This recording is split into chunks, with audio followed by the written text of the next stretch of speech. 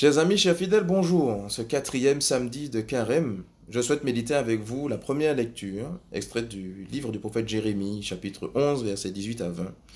Et juste en introduction, un petit rappel pour dire que Jérémie est cette figure de prophète controversé, qui n'est pas toujours accueilli dans ses paroles, dans les oracles qu'il prononce de la part de Dieu, parce que la vérité dérange profondément. Et on peut faire évidemment ce parallèle avec Jésus qui lui aussi commence dans les évangiles que nous avons ces temps-ci à être persécuté, on essaye de mettre la main sur lui, on essaye de le tuer, bref. Donc on sent que l'étau commence à se resserrer autour de lui et donc on voit que Jérémie est cette figure annonciatrice de Jésus en ce sens qu'il sera un prophète persécuté. Et dans la lecture que nous avons aujourd'hui, Jérémie rend grâce. Il rend grâce à Dieu parce que Dieu lui a permis de voir qu'il fait l'objet de complots.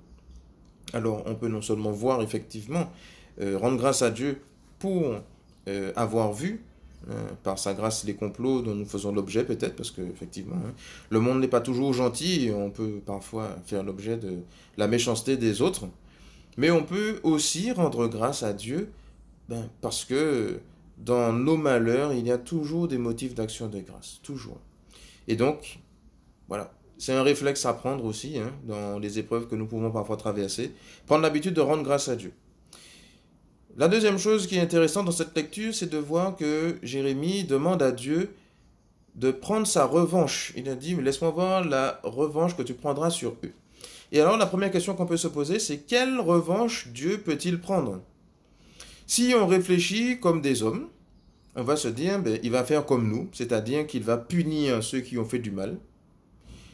Mais en réfléchissant comme ça, on oublie que Dieu ne fait pas de différence entre ses enfants. Dieu ne peut pas privilégier un à la place de l'autre.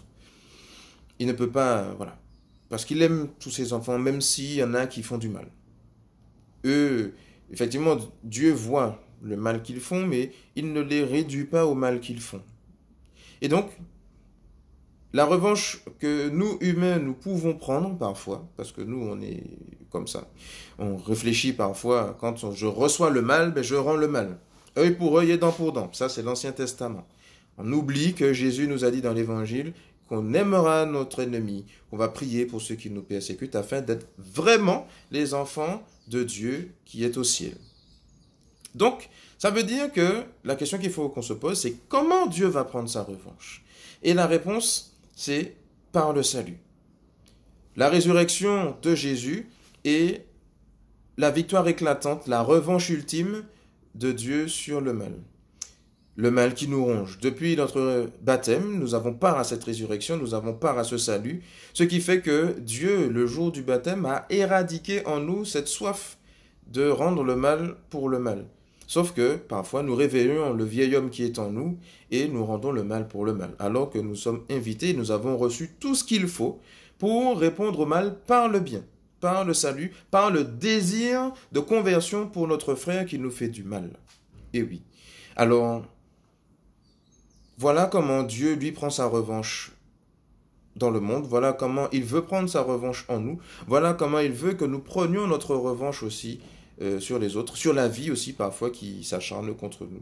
Donc que le Seigneur nous donne de croire en cet amour, en ce salut qui habite en nous, que nous ayons à cœur de le saisir et qu'il nous rende forts pour toujours être ses enfants, vraiment. Sur ce, bonne méditation à vous et à bientôt.